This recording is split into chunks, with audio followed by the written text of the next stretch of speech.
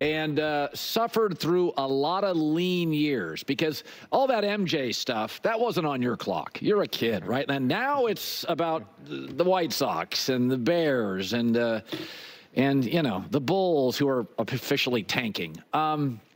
Here's my concern about the Bears is that I love Caleb Williams. But in college last year 3 times, in the preseason and in game 1, he's completing 50% of his throws, 55% of his throws, around there. And whereas Mahomes and Stafford, other great quarterbacks, Josh Allen, can get a little loose because they're so gifted. Cam Newton did this. If you look at the guys that get loose, Andy Reid brings Mahomes back in the fairway. McVay brings Stafford back in the fairway. Cam didn't have that guy. He had a defensive culture. And I worry that as Caleb does what Caleb does with all this God-given talent, he gets mechanically a little off. He's missing receivers. Is it a legitimate concern? I know it's early. Is that a concern? Well, it couldn't be earlier, Colin. I mean, it has been one game. The preseason was 20 pass attempts, and there were 4 drops, including one that was completed to Rome Odunze, where he stepped out the back line of the end zone. So the preseason sample size was small. This was only 29 pass attempts against the Titans. But listen, undeniably, it was not good. And I think to your point, undeniably, Shane Waldron, the new offensive coordinator of the Bears, he's not Sean McVay. And he's not Andy Reid. So I cannot put the offensive infrastructure of the Bears on Caleb Williams to say that he's going to be in a situation like those other greats were in it. So I think all of that is fair. It is one game.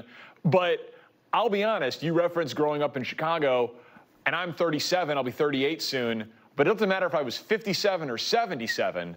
No Chicagoan, no Bears fan at any age ever has seen a great quarterback. So we tend to be a patient bunch. Like, we're not Philly. We're not New York. Justin Fields had his name chanted at Soldier Field in his last game, not his first game, not the first game of his last season, the last game of his career, when it was very clear to anybody that they were going to get the #1 pick and they were going to draft Caleb Williams and they were going to move on from Justin Fields. So we've got some patience in us, because if we've waited our entire lives for greatness at the position, we can wait until, you know, week 2 of Caleb Williams' rookie year. So, you know, and that's all that he has to say about the Chicago Bears and Caleb Williams. Honestly, though, that has been my experience on this channel. I've had a lot of people come flocking and say, you know, see, he's not good. He's a bust, overhyped, overrated, yada, yada, yada.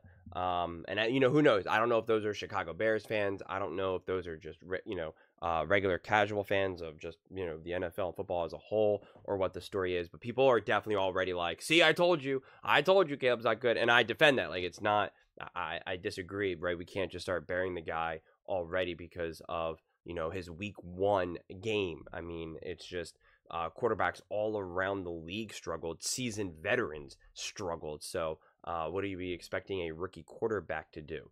And, you know, I want to talk a little bit more about Shane Waldron and how he said, you know, he's not McVay, he's not Andy Reid, and he's not, right? And I said that months ago. I was like, because everyone was really high on Shane Waldron because of what he was able to do with Geno Smith.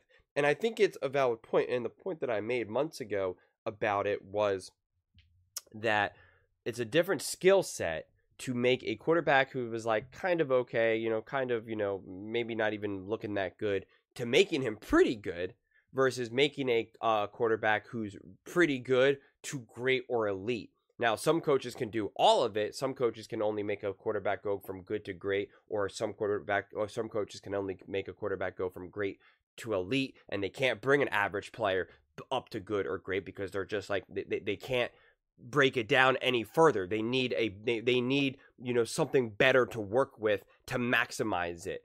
Steve Kerr in basketball is probably a great example of this. You see this oftentimes in basketball, especially, that some coaches are really great bringing like these young guys and developing them, but they're not good at executing when they have these great players. And on the flip side, you have other coaches who are really great at executing different degrees of talent and can kind of, you know, pull all the strings. And we just don't know who Shane Waldron is. So much of his lore is what he was able to do with Geno Smith.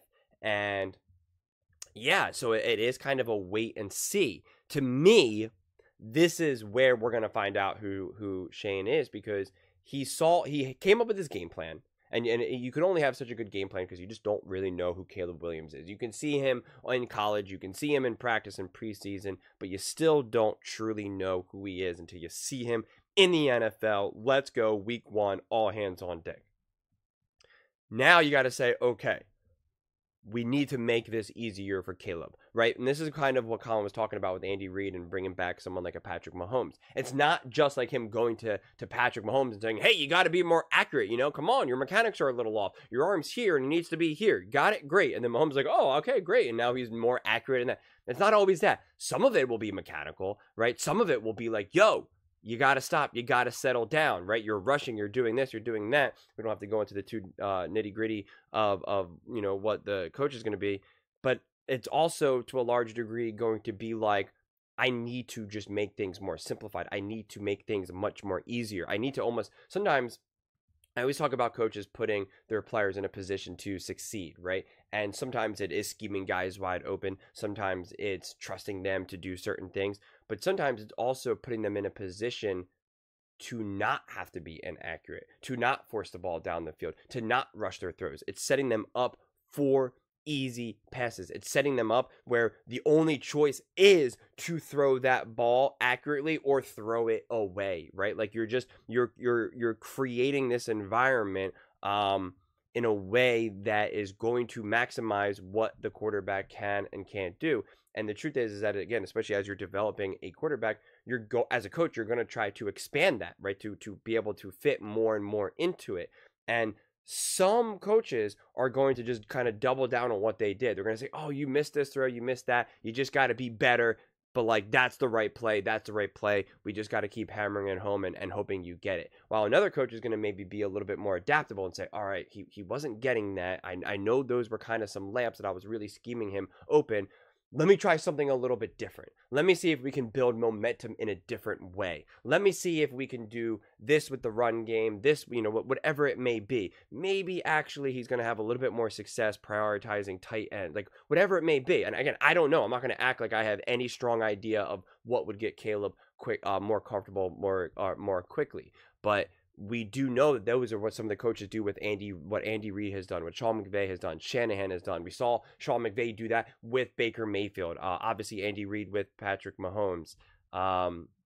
Shanahan with Jimmy Garoppolo and Brock Purdy, for that matter. So it's just going to be interesting. And, you do have to manage your expectations, because I don't think Shane Waldron's going to end up being this super hot shot offensive coordinator who's going to get like a head coaching job and take over the NFL, similarly like a Shanahan, like a Shane Steichen, McVay, whoever. But it doesn't mean that he can't have a lot of success, and I think this is also that this is now the first week where Caleb really gets to work with Shane Waldron side by side. They get to watch true game NFL footage, not preseason, not college, not practice, nothing else. It's week 1. They get to look at this. They get to see what went wrong. He's going to learn. He's going to grow. And these rookie quarterbacks, especially when you're supposed to be as great as Caleb, it's very much similar to being children. If anyone who's had children in their life, whether it's, niece, nephew, son, daughter, or just like a teacher, whatever, you see the rapid development. 1 minute they're just like they're talking and you can hear the words, but you're like you're kind of straining to like kind of hear what they're saying, and then seemingly like a week later they're like, well, hello there, how are you doing? I would like to have eggs with my breakfast today. Is that okay? And you're just like, whoa, where did that come from? Right? 1 minute they don't even know how to count. The next minute they're saying like, oh, 12 divided by 2 is 6, and you're just like, where did you learn that? And so it's just it's rapid. That is what happens when you're a developing athlete, when you're a developing quarterback, when you're a developing player in general. The progress ends up being much more rapid. Now, of course, you do have some players that it could be delayed, that it can take time, just like kids, right? It's a variation. But we have to imagine that Caleb Williams is going to be what I'm just going to refer to as a high responder. We talk about response rate. Like in muscle and fitness, you have high responders and low responders, or maybe some people might know it as like easy gainers and hard gainers. And it's like some people, when they work out, right, they lift weights and their muscles just just go, man. They just grow. They gain strength rapidly, muscle rapidly. It doesn't really matter what they do. They just look at weights and they grow. While there's other people who have to do everything under the sun just to get marginal increases, just marginal increases. When we look at someone like a Caleb Williams, we have to imagine that he is going to be a rapid learner, that he is going to progress so much quicker than the average person. At least that's what I believe in. And that's going to be a combination between him and Shane, quite frankly, right? And his ability, not only his natural abilities in terms of Caleb, but also now Caleb's mind. Like, you know, we know he's willing to put in the work, but is he willing to listen? Is he willing to grow and adapt and change some of the things that he maybe did previously? Or is he going to hold on to them? How honest is he going to be? Honesty is so important, and that is actually one of my big issues that I have with Caleb. And again, I speak very highly of Caleb, but I don't think he is 100% honest. And I hope that maybe he's just not honest to the media, but he is honest behind closed doors. I hope he goes to Shane and says, I was uncomfortable, rather than him just saying, no, everything was good. I mean, yeah, I know I missed that, blah, blah, blah, blah, blah. But you gotta be honest. He was uncomfortable. He was. He had moments where he was comfortable, but he was also uncomfortable, and it kind of unraveled. And you need him to admit that. He needs to go in there and say, I was uncomfortable. This is what I was seeing. This is what I was feeling. But when you tell people that you don't feel fear, that you don't ever get nervous, or that you feel pretty good, like at the press conference, and I get it, right? He's talking to the media. A lot happened week one, but he tells them to the media and he goes, oh, I feel pretty good, about that game or whatever like that. And it's just like, no, you don't. No, you don't. This has been your dream to play in the NFL. There is no way you dreamed it up like this, to go 14 for 29, 93 yards, 0 touchdowns, and like a 19-yard sack. There's no way that's the way you dream. You've been dreaming of this moment every single day since you were probably realistically like 2.5 years old. You've been dreaming about this. This is not how you dreamed it up.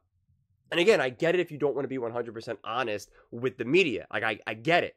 It could be a tricky situation, because if you say, yeah, I'm not really happy, that's not the way I dreamed it, right? The headlines are Caleb Williams upset at himself, right? So I do get it, but I just hope he's honest with his coaches. I hope he's honest with the people that he needs to be honest with, because that's the only way you can grow. That's the only way you can become what you're meant to be. But if you're constantly lying, if you're constantly self-deceiving yourself, then you can't grow. It just hampers growth. So it's going to be interesting. It is. I'm really curious to see. This is going to be a brutal second game against the Texans. And I talked about this months ago when the schedule was first released, that this schedule is a lot harder than people realize. They're acting like this was like a really easy schedule. Colin Cowherd had a whole segment about how they served it up to him. And I was like, I don't know about this. Like, there's some really hard games early on in the season.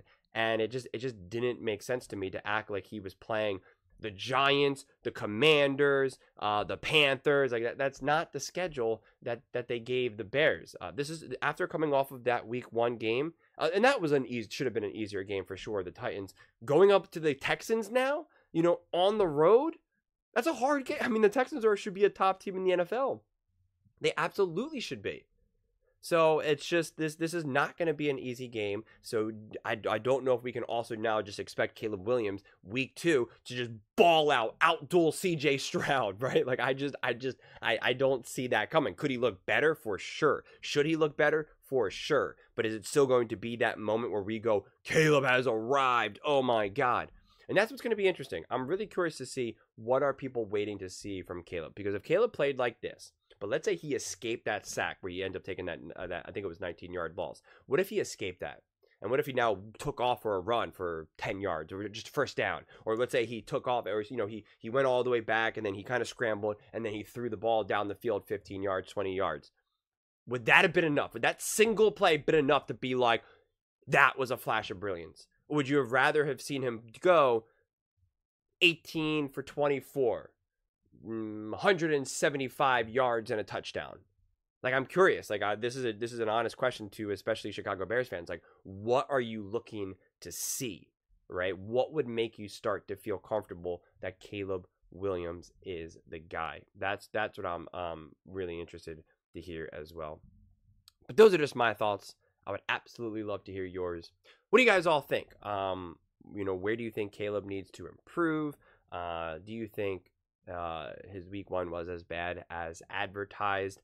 And do you think that the Chicago Bears fans are indeed going to be patient with Caleb Williams? Let me know in the comments below. I read every single comment. So whether you agree with me or disagree with me, either way, let's get in some discussions. Let's get in some fights. But ultimately, let's just have some fun. And please do consider subscribing. We are building an amazing community here, and I would absolutely love to see you part of it. I want to build something that we all genuinely feel connected to. Something that we're really excited to be part of. I think we're on our way to doing it. And please don't forget to give this video a thumbs up, as it really does help with the visibility and the algorithm. Thank you so much, and see you next time.